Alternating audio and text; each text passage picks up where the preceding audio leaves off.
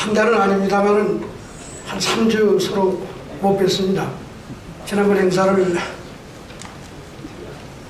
창원에서 창원 기계공업단지 개발과 박정희 역할이라는 제목으로 심포지움을 하고 왔는데 못 뵈서 오랜만에 뵈서 반갑습니다. 오늘은 여러 선생님들이 정말 중요한 박정희 대통령 시절의 경험이고 성과인 새마을운동을 꼭 한번 해야 된다는 여러 같은 그런 주문 때문에 특별령을 마련한 자리입니다. 새마을운동에 대한 회고를 해보는 자리인데, 재미있는 것은 최근에 여러분도 아시겠지만 새마을운동을 지우기 위한 여러 가지 이제 새로운 정부의 노력도 있고, 사실은 저는 작년에 행안부에서 작년입니다. 실시하는 세계 새마을 대회라는 행사가 있는데요. 강원도 잼버리 큰 장소에서 세계적인 행사를 했는데, 제가 확인한 바에 의하면 박정희 대통령이 새마을운동을 시작했다는 얘기가 한마디도 없었답니다. DJ 대통령께서 새마을운동을 했다는 것이 새마을운동 중앙회의회에서 준비한 파워포인트의 메시지였습니다. 그래서 정말로 이게 웃기는 걸 이게 어떻게 이런 나라가 있나 그랬는데, 최근에 또 여러분 다 지상을 통해서 아시겠지만 새마을운동을 폄하하는 그런 여러 가지 사태가 이제 보이고, 그래서 참 안타까운 상황에서 오늘 이 행사를 하게 돼서 정말 의미가 깊다고 생각합니다. 저는 오늘날 저도 대학에서 강의를 좀 해봤습니다만은 외국에서 오는 많은 학생들이 잘못 배워가는 게 지금 대한민국의 새마을 정신이 꽉 찬 나라라고 생각해요. 아직도 우리가 새마을운동 정신 속에서 사는 나라라고 배워간다는 거죠. 저는 새마을운동은 지난 30년 동안 다 죽었다고 생각하는 사람인데요. 오늘 그 얘기를 많이 하겠습니다만은 그 이미 사라진 새마을 정신을 뭐가 또 더 있다고 더 부관 참시를 할 일이 있는지 참 이해가 잘 안 됩니다. 저는 개인적으로 새마을운동을 통해서 박정희 경작을 다시 발견한 그런 경험을 가지고 있습니다. 오늘 우리 이영훈 교수는 여러분 다 아시겠지만 한국 현대 경제사의 독보적인 존재이고, 우리 박정희 연구회의 고문을 맡아서 또 그동안 도와주시기도 하고, 여러 가지 우리 박정희 정신의 글도 써주시고 이렇게 해서 박정희 대통령을 정말 제대로 이해하는 경제사학자로 제가 생각을 하고 있고요. 토론해 주시는 고정희 선생님 연구 많이 하셨죠. 박정희 대통령, 그리고 조갑주 선생님 오늘 또 토론 자료를 보니까 거기에 이것만 보면 다 알겠더라고요. 근데 저는 이 새마을운동을 통해서 딱 배운 게 딱 한 가지입니다. 다른 걸 다르다고 하지 않으면 세상에 아무것도 새로운 건 만들어지지 않는다. 다른 건 다른 대로 다뤄야 된다. 세상이 모두 같다고 하면 세상은 절대 움직이지 않는다. 박정희 대통령이 정신이 바로 여기 있는 게 아닌가 싶고, 이 정신으로 보면 박정희 대통령이 하신 모든 경제정책의 진술을 그냥 쉽게 이해할 수 있을 것이다. 좀 그렇게 생각을 합니다. 그래서 사실 제가 감히 개인적인 말씀을 드리면, 지난 6월 말에 영국의 괜찮은 출판사에서 박정희 대통령 경작을 제가 출판을 했습니다. 영어로. 영어 제목은 경제발전의 일반 이론.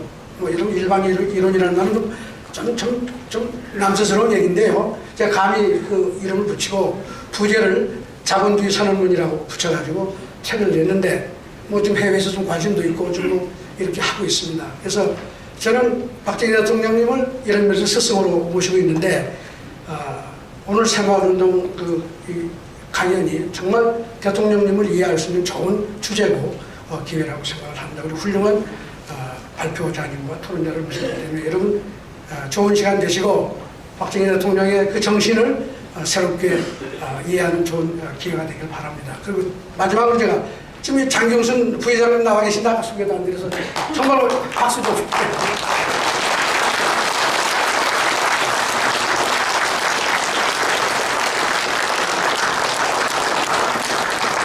이번 12월 날 추도식에 추도사를 또 이렇게 해주시기로 해서 오늘 일부러 이렇게 나오시지 않나 싶은데요. 우리 민족중흥회 회장님께서 나오시고, 제가 언급을 못해서 죄송합니다. 여러분 감사합니다.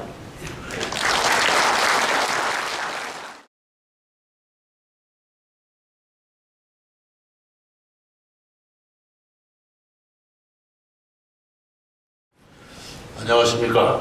저는 지난 2월에 서울대학에서 정년을 한 이영훈이라고 합니다. 얼마 전에 박정희 연구라는 잡지에 새마을운동이란 관한 그 글을 한 편 발표한 적이 있습니다.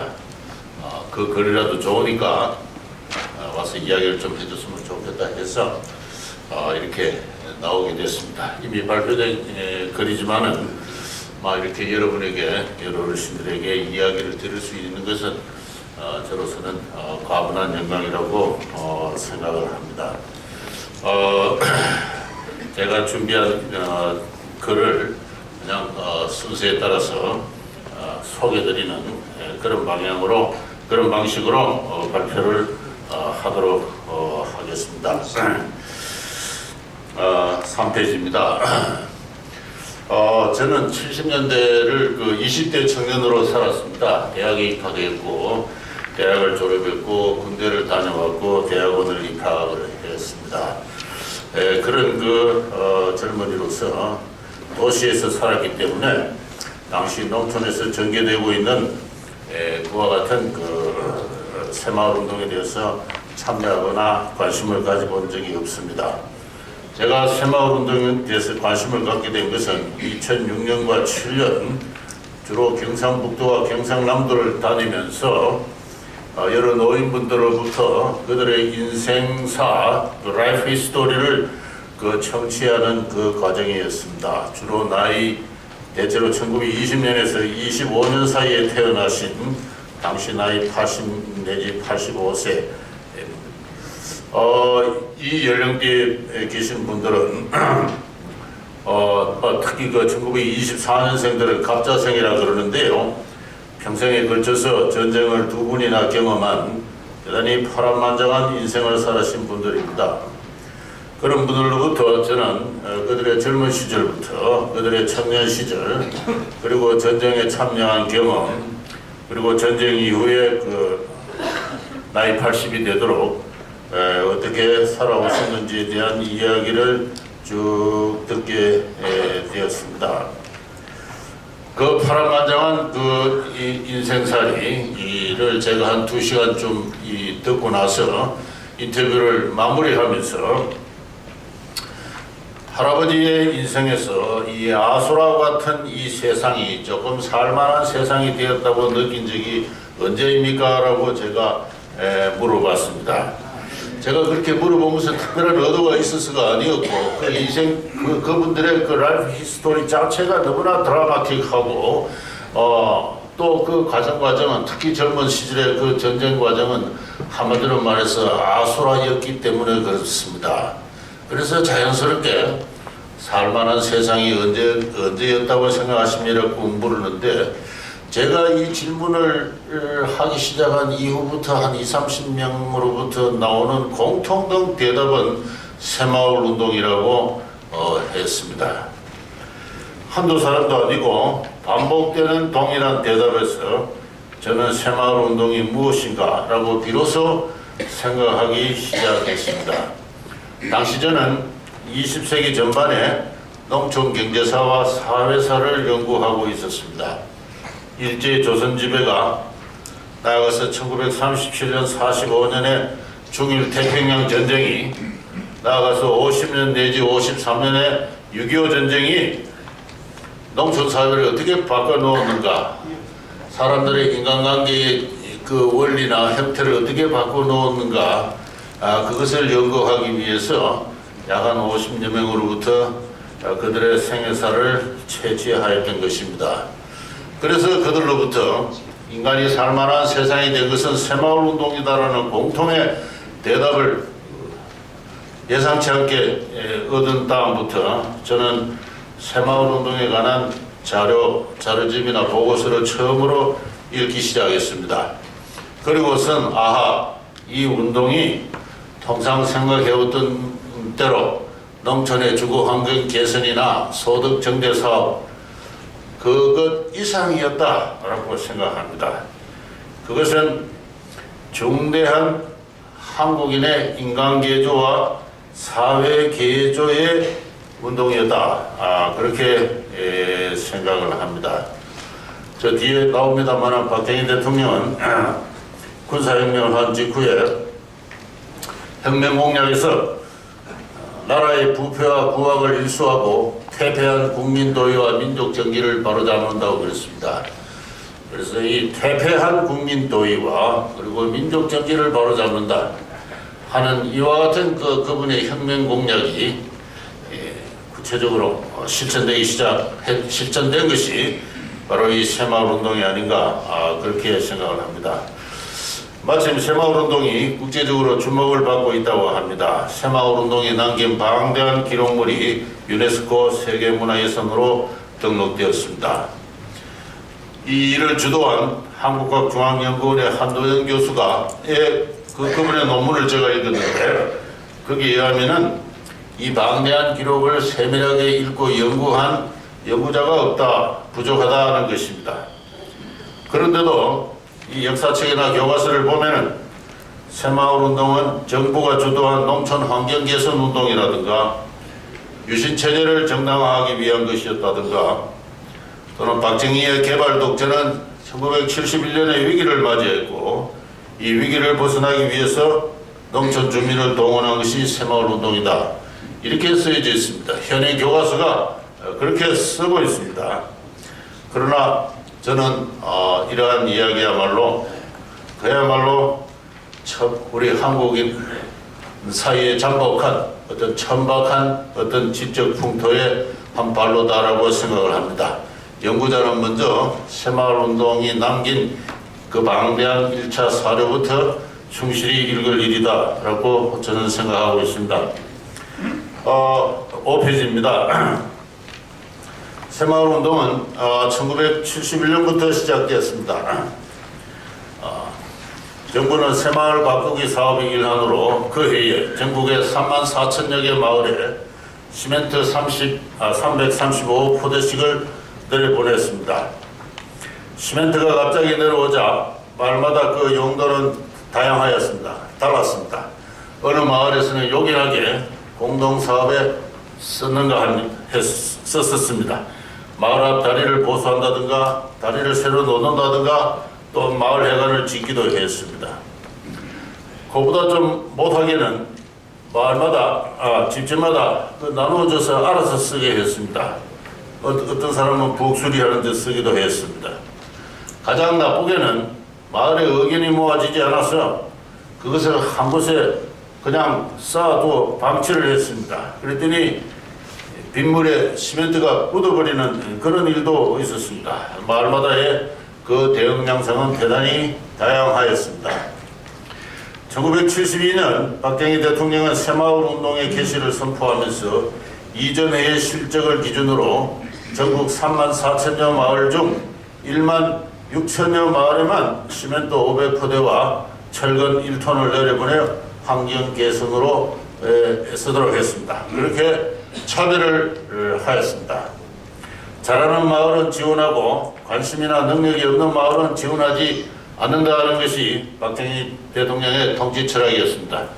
이분은 월간경제 동향이나 다른 여러 자리에서 이 비슷한 이야기를 많이 했습니다. 당시 농촌에는 전기를 보급하는 사업이 한창 진행 중이었는데요.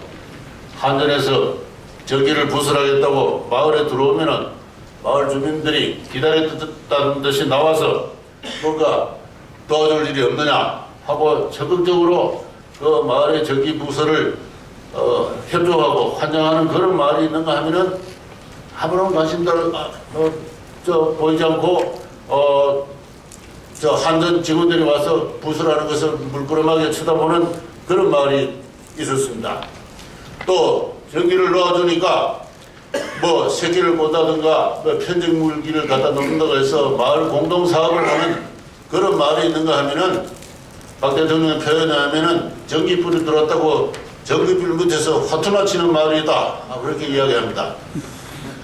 그렇게 말씀하셨어요. 그래서 농촌 상황을 자세히 알고 계시는 겁니다. 그래서 전기불이 들어왔다고 전기불 밑에서 화투나 치는 마을, 그런 마을에는 전기를 넣어줄 필요가 없는 것입니다. 이렇게 이야기를 해요. 바로 같은 이야기입니다. 그래서 차별을 했습니다. 그랬더니 변화가 일기 시작했습니다. 한국인들은 전통적으로 자기 마을의 정치적 위신이나 지위에 대해서 대단히 민감하게 반응해왔습니다. 저는 박정희 대통령이 우리 사회의 문화적 특성에 훌륭하게 조응하는 정책을 펼쳤다고 생각합니다.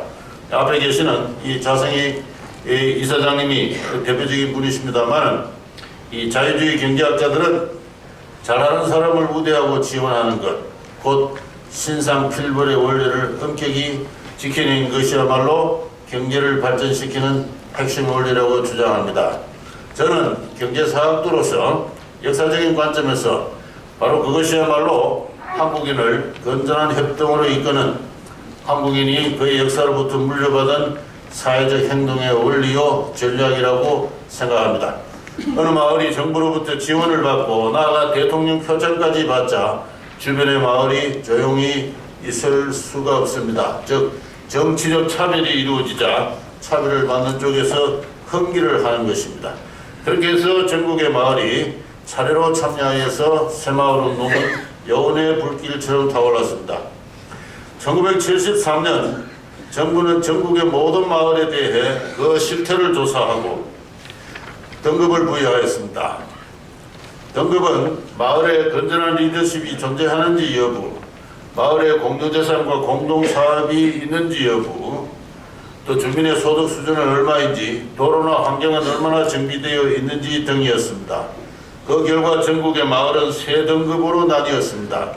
첫째는 자립마을로서 리더십이 건전한 가운데 공동사업을 영위하고 있는 마을이고 대략 2,300개 마을이 이렇게 섞였습니다. 두 번째는 리더십과 공동사업이 불충분한 자조마을이고 대략 14,000개였습니다. 세 번째는 리더십과 공동사업이 없는 기초마을인데 이것의 영역을 보면은 underdeveloped village라 했습니다. 곧 후진마을입니다. 후진마을이라 하기가 미안하니까 그냥 기초마을이라 해서 듣기 좋은 말로 바꿔 표현했을 뿐입니다. 이 후진마을이 전체의 절반은 넘는 18,000개였습니다. 어떻게 해서 전국에 34,000여 마을 가운데 6 내지 7%의 소수 마을에만 건전한 리더십이 작동하고 있었고, 어떻게 대다수의 마을에서 리더십이 부족하거나 없는 그런 상태가 되었는지는 이 역사학자나 사회학자들이 대답할 문제입니다. 그렇지만 저는 거기에 대해서 진지하게 연구한 그러한 학자나 연구 성과를 잘 알지 못합니다. 흔히들 역사학자들은 한국의 전통사회를 두고 아름다운 공동체 사회라고 이야기를 합니다.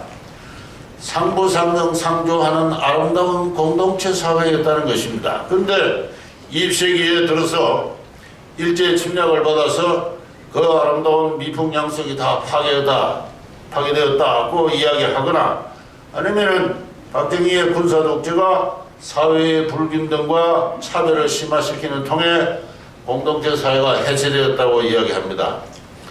이런 이야기는 정말 우리 사회와 문화에 대해서는 아무것도 알지 못하는 무책임하기 짝이 없는 하나의 속설에 불과하다. 저는 그렇게 생각을 합니다. 우리 한국의 전통사회는 공동체 사회가 아니었고 개별적인 어떤 신분 차별이 이루어지는 신분제 사회다고 생각합니다. 저는 한국의 아름다운 공동체 사회에 따른 전통 사회에 대한 이해를 비판하는 여러 가지 논문을 지금까지 써왔습니다. 제가 생각할 때 한국의 전통 사회는 공동체 사회가 아니라 신분 사회였습니다. 19세기 한국인들은 상민, 양반, 상민, 노비라는 신분의 굴레에 매여 있었습니다. 이러한 상이한 신분의 사람들이 한 마을에서 살았습니다. 이것이 한국 사회의 대단히 독특한 어떤 사회의 형질의 특수성입니다. 다른 어느 나라를 가보면, 옆에 있는 일본을 가보면 일본의 마을, 무라 하면은 그거는 백성이라는 신분을 갖는 사람들의 공동체입니다. 그 무라를 떠나서 가면은 또 무사들의 공동체가 따로 주거지가 있고요. 또 상인들의 공동체가 따로 또 주거지로 분리되어 있습니다. 이렇게 동일한 신분의 사람들이 서로 분리된 공간에서 하나의 강력한 공동체를 형성하고 있는 것이 일본의 전통사회의 하나의 형식 원리입니다. 따라서 일본에서 마을이라 하면은 그 자체가 하나의 그 단순한 마을 주민의 집회가 아니라 마을 주민의 집회 이상을 넘어서서 마을 주민의 정신까지도 지배하는 하나의 가부장으로서 강력한 어떤 법인격을 갖는 것이 일본의 전통 마을이고 그 문화. 그건 지금도 일본 사회의 중요한 어떤 특질을 규정하는 역사적 조건으로 작용하고 있습니다. 그런데 우리 한국에서는 그와 같은 마을 자체가 하나의 강력한 어떤 동일 신분의 성원을 공동체 성원으로 하는, 그리고 성원 자체에 대해서는 하나의 가부장 법인격으로서 군림하는 그런 공동체로서 마을은 존재하지 않았습니다. 왜 그러냐 하면은 마을 주민 자체가 신분이 달랐습니다. 서로 상이한 신분의 주민들이 하나의 마을을 이루고 있다는 것, 이게 대단히 중요한 한국 사회의 특징입니다. 예컨대 어느 동리가 100리라고 한다면은 30호 정도의 집락이 세 지 있었습니다. 그 집락마다 그러니까 윗마을, 중간마을, 아랫마을이 있고 거기에 모여 사는 사람들의 신분이 윗마을에는 양반이, 중간마을에는 중간 신분이 상민이나 서자들이, 아랫마을에는 노비들이 또는 머슴들이 이렇게 살았습니다. 이렇게 모든 동네가 다 그렇지는 않지만 어느 정도 규모가 있고 유래가 깊은 전형적인 동리의 내부 구조는 이와 같은 신분적 위계를 특징으로 하고 있습니다. 여기 나이 많으신 분들이 다 계시니까 어렸을 적에 그 시골 마을의 구조를 생각해 보시면은 대체로 이해를 하실 수 있을 것입니다. 윗마을 양반들의 조직을 가지고 상계라 하였습니다. 상민과 천민의 중간마을과 아랫마을, 그것을 가리켜서는 하계라 하였습니다. 이 두 개가 1년에 한두 번씩 동회라 해서 본가을로 모입니다. 그걸 가지고 상하 합계라 그럽니다. 그래서 우리나라 전통사회의 동리란 것은 전형적으로 이 상하 합계의 구조를 가지고 있었습니다.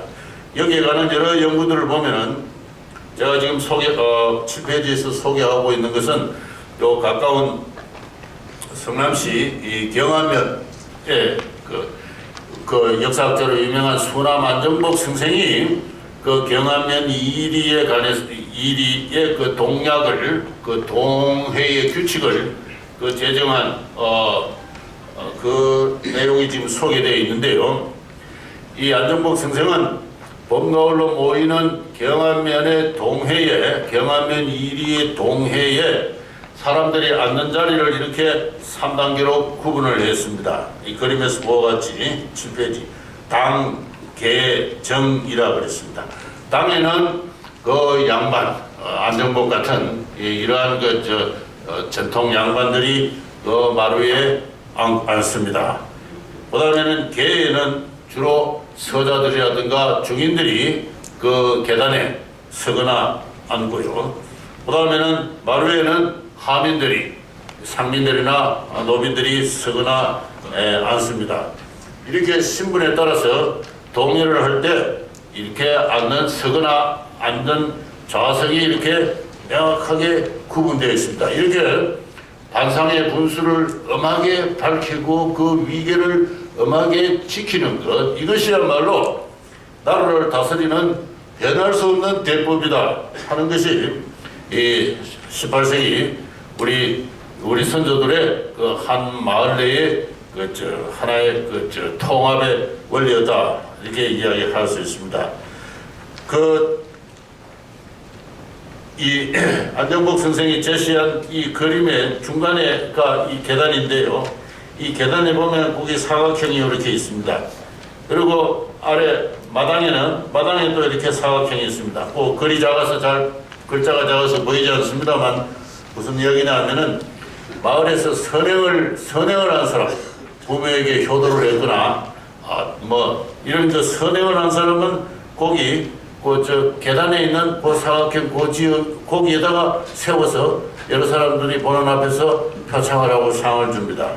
그리고 마당에 있는 사각형 안에는 악행을 한 자들, 부모의 불효를 했거나 또는 양반의 불공을 했거나 하는 여러 가지 문제가 있는 마을의 말썽꾼들을 여기다 데려놓고 심하게는 매를 치기도 하고 더 심하게는 마을에서 쫓아내기도 하는 그와 같은 벌을 가했던 것입니다. 이렇게 전통 사회의 우리 사회의 동리라 마을이라 한다면은 이와 같은 그 반상의 분수와 위계가 음하게 고수되는 것, 그러한 유교적 성리학적 어떤 사회 통합의 원리로 이루어진 하나의 것이 마을이었다. 그렇게 이야기를 할 수 있습니다. 8페이지입니다. 때문에 대부분의 동략은 오래가지 못했습니다. 경하면 이리의 동략은 만들어지고 깨지기를 반복했습니다. 이러한 신분 논리와 갈등의 관계가 농촌사회가 2세까지 쭉 이어졌습니다. 여러분은 지금 다 신분적으로 자유롭고 평등한 사람입니다. 여러분을 너는 계단에서 너는 마루에서 그리고 동해를 하면은 마루에 있는 소수의 양반들을 제외하고는 발언권이었습니다. 마당에 서 있는 사람은 주는 음식이나 먹고 그렇게 해야 되는 그러니까 이 공동체가 오래 갈 수가 없는 겁니다. 그래서 마을이 자꾸 깨어지고 한 것이 우리 전통사회의 마을이에요. 1790년에 정조 연간에 전국의 마을 총수는 독립 총수는 39,400개입니다. 39,400개인데 1910년 조선왕조가 망할 때 전국의 독립수는 62,500개입니다. 39,400개의 독립가 120년 만에 62,500개로 되었습니다. 이게 무슨 이야기냐 하면은 요 120년 사이에 전국의 독립 평균적으로 두 독립 가운데 한 독립가 둘로 쪼개졌다. 그래가지고 분동 또는 분리라 그럽니다. 분동 또는 분리 현상이 일어나서 그러니까 50% 이상 60%에 가까운 독립가 분동 분리했다는 것은 독립가 결코 안정된 조직이 아니었다는 것입니다. 안정된 조직이 아닌 이유는 그 마을 내부의 어떤 신분적 위기에 의한 차별과 그에 따른 갈등이 있기 때문에 그럽니다. 차별을 받는 쪽에서는 차별을 정당하다고 생각하지 않습니다. 그래서 기어코 나도 양반이 되어야 되지 해서 노력을 해서 어느 정도 양반의 위세를 갖춘 다음에는 지배 양반 시족에 대해서 이의를 제기하고 또 분리하고 하는 이러한 그 갈등과 분열의 역사. 그 과정에서 한국인들은 어떻게 해야 서로 평등하고 자유로운 존재로서 하나의 민주적인 통합의 원리를 확보할 수 있을까? 거기에 대해서 잘 알지 못하는 가운데 그러한 갈등과 분열의 오랜 세월을 지내왔던 것이 저는 숨길 수 없는 우리 역사라고 생각합니다. 그리고 그 과정에서 그 차별과 갈등과 분열의 과정에서 형성된 한국인들의 심성, 그죠? 그런 것이 오늘날 한국에 오늘날까지도 쭉 그것을 우리 한국인들의 일상생활의 저변에 관철되는 가운데 그것이 여러 가지 많은 문제를 지금까지도 야기하고 있는 것이 우리의 숨길 수 없는 우리 오늘날의 현실이 아닌가 저렇게 생각합니다. 8페이지입니다. 조선 왕조의 폐망과 함께 양반과 상민의 차별은 사라졌습니다. 총독부에 의해서 민법과 형법이 제정되었습니다. 그에 따라서 모든 사람이 사적 자치의 주체로서 평등하게 취급되는 시대가 열렸습니다. 그럼에도 불구하고 농촌사회의 일상생활에서 양반과 상민의 신분 감각과 그에 상응하는 차별은 1950년대까지도 강고하게 존속하였습니다. 신식 교육을 받은 젊은이들은 원래의 신분을 의식하지 않고 자유롭게 교제를 했습니다마는 농촌에서 그 자리에서 태어나서 그 자리에 자란 나이 40대, 60대의 기성세대는 달랐습니다. 그들은 장을 보러 갈 때도 같이 어울리지 않았고 양반은 양반끼리, 상민은 상민끼리 무리를 지었으며 1950년대까지만 하더라도 결혼은 가문 간의 족보를 서로 보이는 그런 신분 내혼 한 반경 80km 이게 이제 당시 그 결혼 통혼권입니다만은 그 통혼권 안에서 이름 있는 양반들끼리 이루어지는 신분 내혼이 한국인들의 기본적인 어떤 혼인의 관습이었습니다. 이제 새마을운동 초기 전국의 34,000여 마을 가운데 6, 7%의 마을에서만 리더십이 건전하게 작동한 그 사실의 역사적 배경을 여러분은 이해하실 수 있을 것입니다. 이런 마을은 대개 유명한 반촌으로서 종가를 중심으로 잘 통합된 친족 집단으로 구성된 마을이었습니다. 나머지 마을 가운데는 양반끼리 또는 상민끼리 모인 마을은 그런대로 잘 통합된 모습을 보이지만 반상이 어울려 사는 마을에서는 갈등과 비협조적인 어떤 상황이 일반적이었습니다. 이 같은 1960년대 농촌사회의 실태에 대해서 이후 새마을 운동의 지도자들이 남긴 방대한 기록을 참고할 수 있습니다. 저는 많은 것을 읽어봤는데요. 그들은 한결같이 똑같은 이야기를 하고 있습니다. 하나같이 마을 내의 반상의 차별, 그리고 서로 다른 성씨 간의 시족 간의 분쟁, 그리고 남녀 간의 성차별을 이야기하고 있습니다. 고등학교나 대학교를 졸업한 여성이 마을로 시집을 와서 뭔가 해보자고 하면은 어르신들 술 드시지 마세요, 노름하지 마세요, 뭐라도 함께 해봅시다 라고 하면은 금방지게 여자가 나선다고 무시하거나 멸시하였습니다. 그런 가운데 사람들은 일상생활은 희망을 잃고 타성, 불평, 술과 노름으로 찌들어 있음이 1960년대 농촌사회에 숨길 수 없는 그런 모습이었습니다. 9페이지입니다. 박정희 대통령은 1968년부터 이러한 농촌사회에 대한 일대 개조 사업을 추진하였습니다. 그는 68년부터 미국의 정부 수매 가격을 25%씩 몇 년간 계속 인상함으로써 농가의 소득 증대를 보조하였습니다. 그리고 나선 1971년부터 새마을 가꾸기 사업, 72년 새마을 운동을 개시하였습니다. 그와 더불어 좀 전에 말씀드린 대로 전국의 마을을 자립마을, 자조마을, 기초마을로 등급을 구분하였습니다. 그리고 차별적인 지원을 하기 시작했습니다. 조금 전에 설명한 대로 한국인들은 자신을 포함하여 마을의 신분적 지위에 대해서 매우 민감하게 반응을 합니다. 끊임없이 분동분리를 하는 것은 자기의 동족, 시족이 마을의 지배 세력이 됨으로써 주변의 마을로부터 존경하는 반촌으로 성장하기 위한 그와 같은 생애에 걸친 어떤 사회 전략의 일환이었다고 볼 수가 있습니다. 따라서 그와 같은 걸 아주 전통을 갖고 있는 그러한 사회에 중앙정부에 의한 위신의 차별이 이루어진다는 것은 차별 그 자체가 아니라 인간들로 하여금 뭔가 흥기하게 만드는 하나의 중요한 계기가 되었던 것입니다. 정부의 지원과 표창을 받는 마을은 옛날의 반촌과 같은 대접을 받는 셈이며 그로부터 배제된 마을은 옛날의 민촌처럼 멸시를 당했습니다. 그런 멸시는 참을 수 없는 법입니다. 그래서 자조마을과 기초마을의 주민은 우리도 한번 해보자 하면서 마을의 환경을 개선하고 조금씩 기금을 각출하고 공동사업을 벌여나갔던 것입니다. 그렇게 해서 1979년 박정희 정부의 마지막 해가 되면 전국 4만 8천여 마을 가운데 97%가 자립마을이 되었습니다. 자립마을이 되면 대통령 표창과 함께 지원금이 내려왔고요. 자립마을은 로비를 한다고 되는 것이 아니었습니다. 자립마을로 승격하기 위해서는 몇 가지 조건을 충족해야 했습니다. 마을에 간선 도로가 뚫려야 했고 지붕과 담장의 80% 이상이 개량되어야 했고 농경지 수리율이 85% 이상이어야 했고 마을 주변에 개천이 정비되어야 했습니다.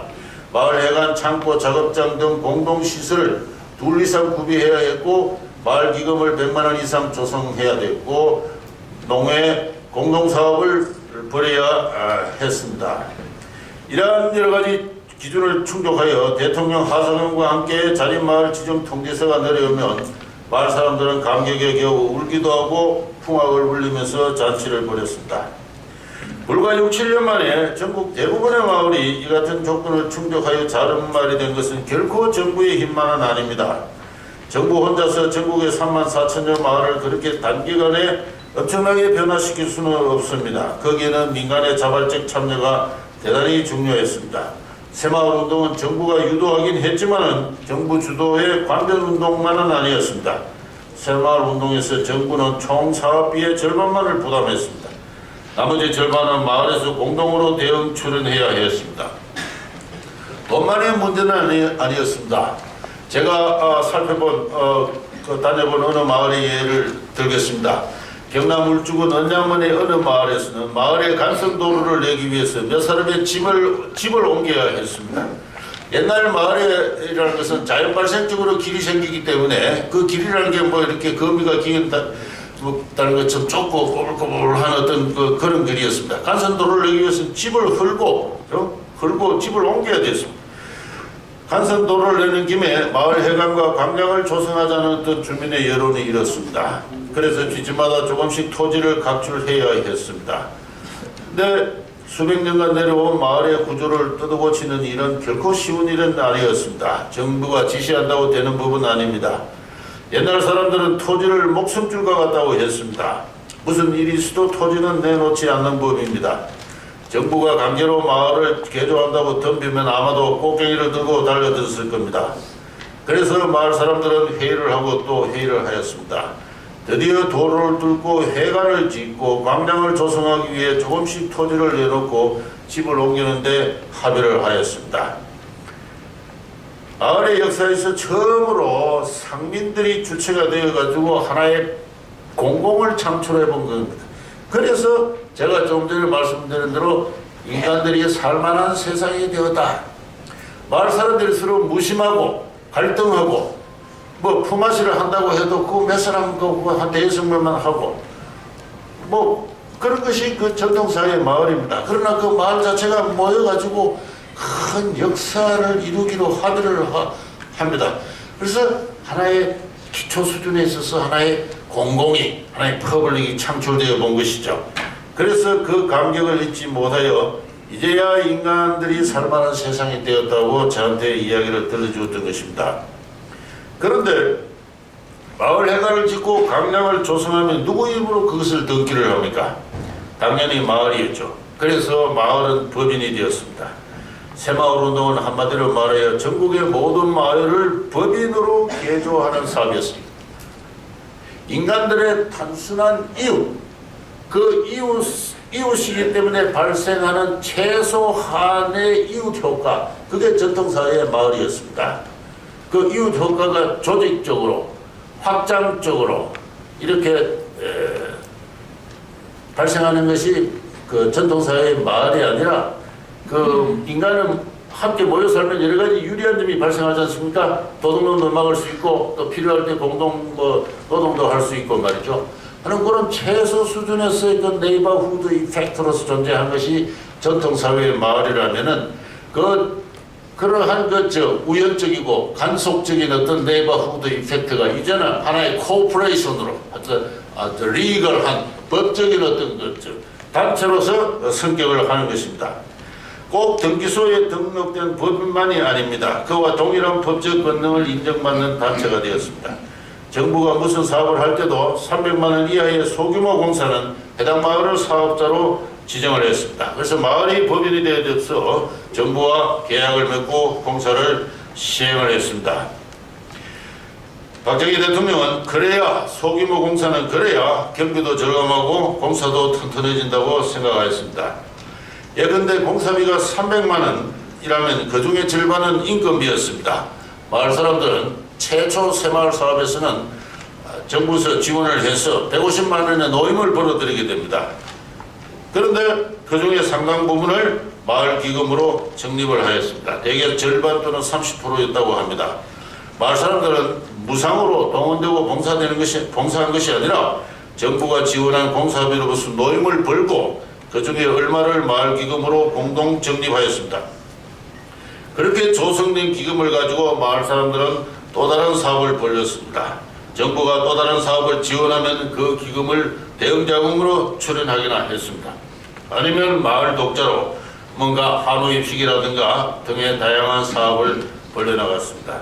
그렇게 1차 조성된 마을기금을 미천으로 해서 2차, 3차 이렇게 복차로 사업을 벌려나가는 과정에서 마을 사람들은 더욱더 강구하게 단합을 할 수밖에 없었습니다. 기금을 관리하고 사업을 성공시키기 위해서 마을 사람들은 자주자주 회의를 해야 했습니다. 정보를 널리 수집하고 농협이나 군청의 전문가로부터 지도를 받아야 했으며 함께 토론하고 결정해야 했습니다. 그리고 그 모든 과정은 회의록으로 남겼습니다. 그래야 책임의 소지가 분명해져 나중에 분쟁이 생기지 않게 되는 겁니다. 새마을운동 당시 마을마다 회의록, 지출결의서, 현금지출부, 자재수발부, 노인지급대장, 공사설계도 등의 장부를 비치한 것은 그 때문이었습니다. 한마디로 마을 자체가 하나의 회사가 되어서 공동사업을 벌여 수익을 추구하였습니다. 새마을운동이 초기의 환경개선 운동을 넘어 농가 소득의 정대까지 성공한 것은 이 같은 수익 모델을 그 내부에 장착하였기 때문입니다. 무슨 운동이든 슬로건만으로는 성공할 수가 없습니다. 처음에 한두 해는 슬로건만으로 성공할 수도 있을지 몰라도 이게 장기 지속할 수가 없습니다. 자발적인 참여라 해도 한두 번이 고작입니다. 수익이 창출되어서 경제적 보상이 이루어지지 않으면 어떤 운동이든 오래 지속될 수 없습니다. 새마을운동이 짧은 기간에 큰 성공을 거둔 것은 마을을 공동사업의 법인으로 조직함으로써 수익을 창출할 수 있었기 때문에 그렇습니다. 박정희 대통령은 5.16 군사혁명 직후 발표한 혁명공약 제3장에서 나라의 부패와 부각을 일수하고 퇴폐한 국민도의와 민족 정기를 바로잡는다고 했습니다. 당시 군사혁명 최고회의의 회보를 보면 여러 정치가와 지식인들이 이구동성으로 인간사회와 사회개조를 주창하였습니다. 그것은 그 시대의 정신이었습니다. 지난 20세기에 우리 한국사를 어떻게 이해해야 될 것인가는 대단히 큰 중대한 논쟁거리고 학계에서는 그 논쟁을 지금도 계속 하고 있습니다. 저도 논쟁에 한 편을 담당하고 있는 사람으로서 여러 가지 생각이 복잡하고 아직 정리되지 않은 측면도 많이 있습니다. 저는 자주 공개석상에서 이런 이야기를 해서 좀 오해도 받기도 합니다만은 우리 한국 조선왕조가 패망을 하고 일본의 식민지가 된 것은 단순히 정치적으로 군사적으로 약하거나 판단을 잘못했거나 또는 몇 사람의 매국노들이 나라를 팔아먹기 때문에 그런 것은 아니다 하는 것입니다. 그 사회 자체에 큰 실패가 있었다 그렇게 생각을 합니다. 경제적으로는 18세기 중엽 이래로 150년에 걸쳐서 큰 장기 침체 과정이 있었습니다. 생태적으로는 전국의 산림이 헐벗는 환경 파괴가 있었습니다. 사회적으로는 조금 전에 말씀드린 대로 독리 차원에서 인간들이 분열하고 대립하고 독리가 쪼개지는 더 이상은 어떻게 협력이 불가능할 정도로 소규모로 쪼개졌습니다. 어떻게 해야 인간사회가 아름다운 협동, 유니언을 할 수 있을까? 그 원리를 모르는 채 어떤 성리학적 신분 원리로 갈등하고 다투고 분열하고 했던 것이 우리의 전통사회고 말단 사회, 기초사회에서 그래 했을 뿐만 아니라 정치인은 잘 아시는 대로 사색당정으로 공과 사가 전면적으로 혼란되는 가운데 나라가 위기에 빠지니까 왕실은 당고전이나 백동화라는 악화를 찍어가지고 왕실 살림을 했습니다. 물가가 8배, 20배 튀어오르는데도 모든 신하들이 왕이시여 그 동정 그만 좀 발행하세요. 물가가 올라서 백성들이 도탄에 빠지면 해도 듣지 않습니다.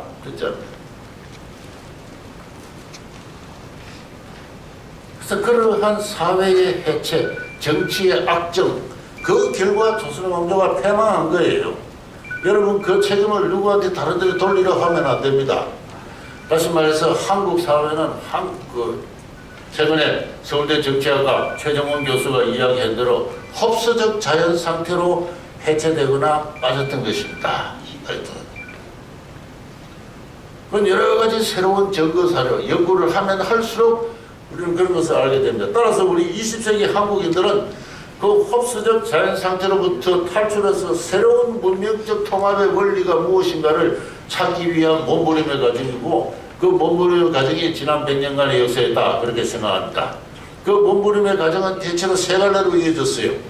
하나는 민족, 하나는 계급, 공산주의 혁명, 그 다음에 하나가 사적 자체 주체로서 개인의 발견, 개인의 자유. 이 서로 다른 길로 우리 민족이 갱생과 부활의 어떤 길을 찾고 서로 다른 길로 각축하고 했던 것이 우리 지난 20세기의 역사입니다. 대한민국의 성립은 개인의 근본적인 자유라는 어떤 세계사적 보편의 이념에 기초한 어떤 그러한 어떤 근대국가의 성립이고, 그 근대국가의 성립을 담당한 분이 초기에는 이승만 대통령이었다고 한다면 그것을 성계해서 경제와 사회를 일으키고자 했던 그러한 분이 바로 저는 박정희 대통령이라고 생각합니다. 그래서 이 박정희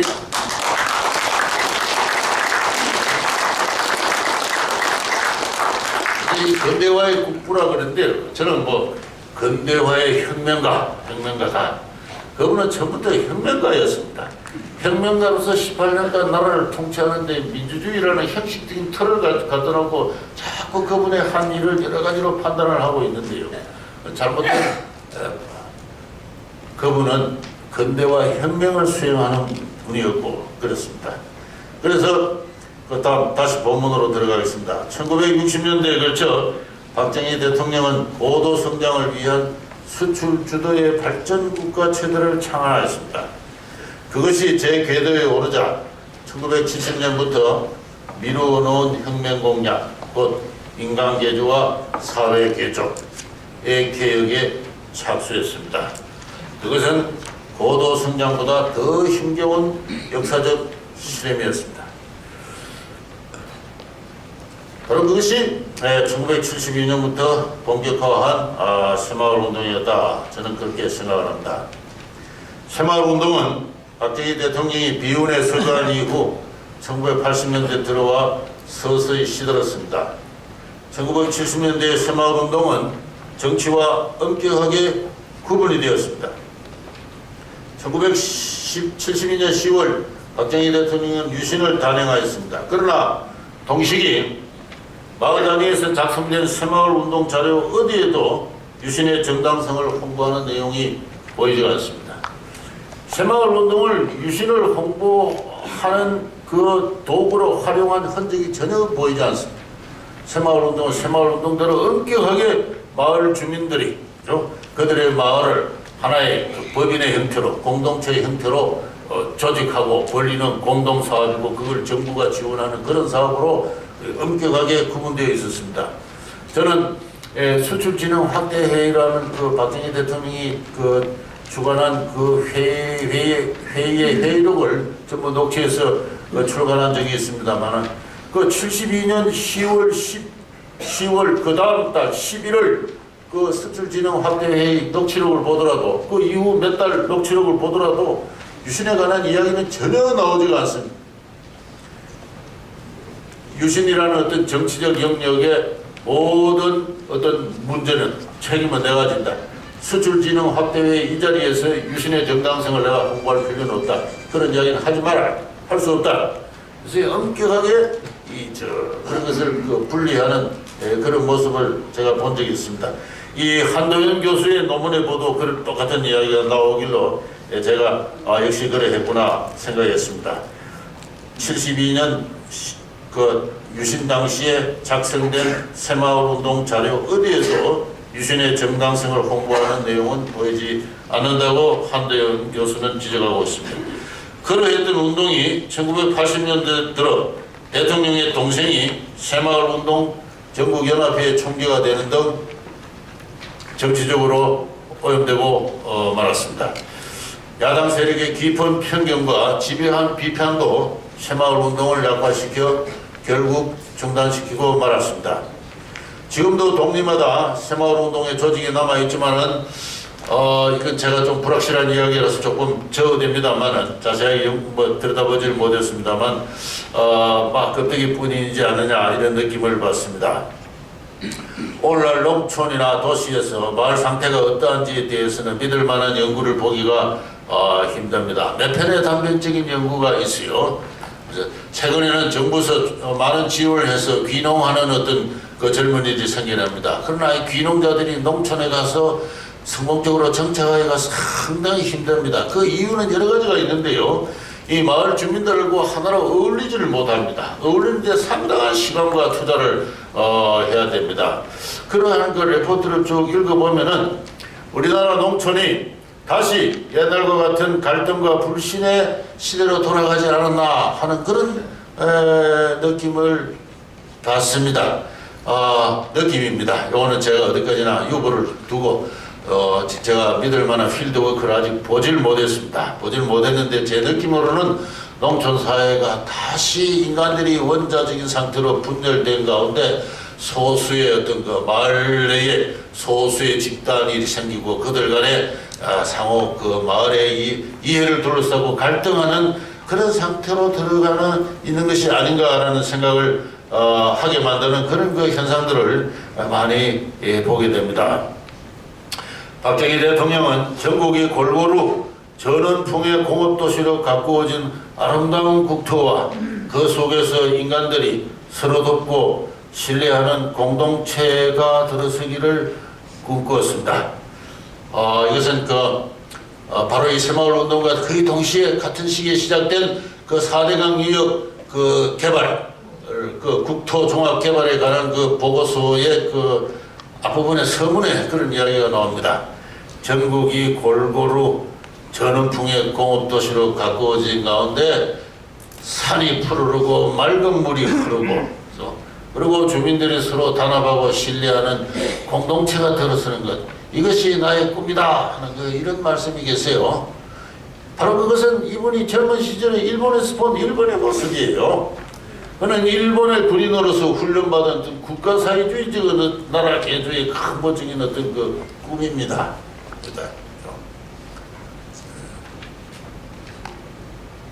바로 그 꿈을 위해서 10월 유신을 했고 또 동시에 중화공업을 일으켰고 새마을운동을 했고 4대강 유역 개발 사업을 했고 그 유신 이후에 이분이 구성하고 있던 어떤 인간사회와 사회구조, 경제개발 총체적 플랜이 가동되기 시작했던 것입니다. 그래서 제가 조금 전에 말씀드린 대로 이거를 서구에서 발생한 어떤 민주주의 그 대의정치의 틀에 놓고 그분을 평가하지 말라는 것입니다.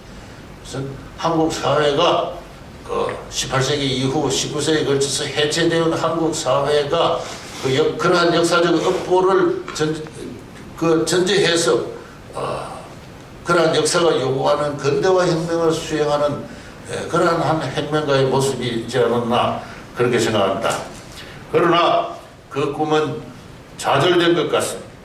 이게 좀 이런 표현을 안 씁니다. 쓰면 곤란합니다만은 그래 요사이 사회가 돌아가는 모습을 보니까 이 박정희 대통령의 꿈은 좌절되지 않았나 이런 생각을 합니다.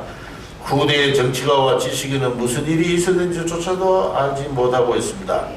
결국 새마을 운동은 정부, government, 마을, 커뮤니티, 시장, 마켓 이것이 상호 유인의 체계로 협동한 바로 이것이 상호 유인의 체계로 협동했다.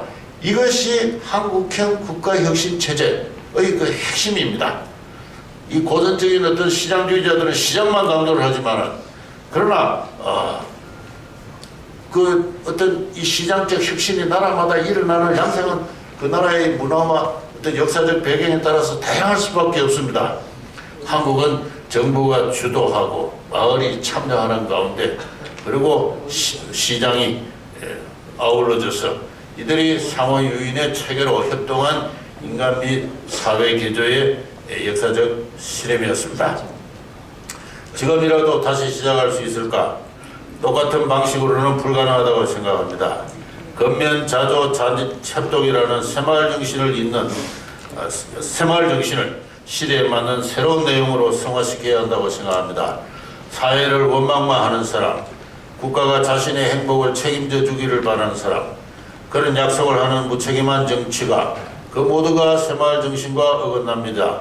저는 우리가 다시 시작할 새마을 운동의 최고 이념은 자유와 협동이라고 생각합니다. Freedom and Union. 이 두 개는 같이 갑니다. 같이 갑니다. 한국인이 자유롭고 독립적인 개인으로 성숙하는 것, 그리고 직장과 마을을 인간이 살만한 신뢰와 협동의 공동체로 가꾸어 가는 것, 나아가서는 호혜와 개방의 국제사회로 진출하는 것, 나아가는 것, 그런 것이 앞으로 우리가 새로운 어떤 기회가 닿으면은 새롭게 다시 추진할 새마을 운동의 모습이 아닐까 그렇게 생각합니다. 제 얘기 듣습니다.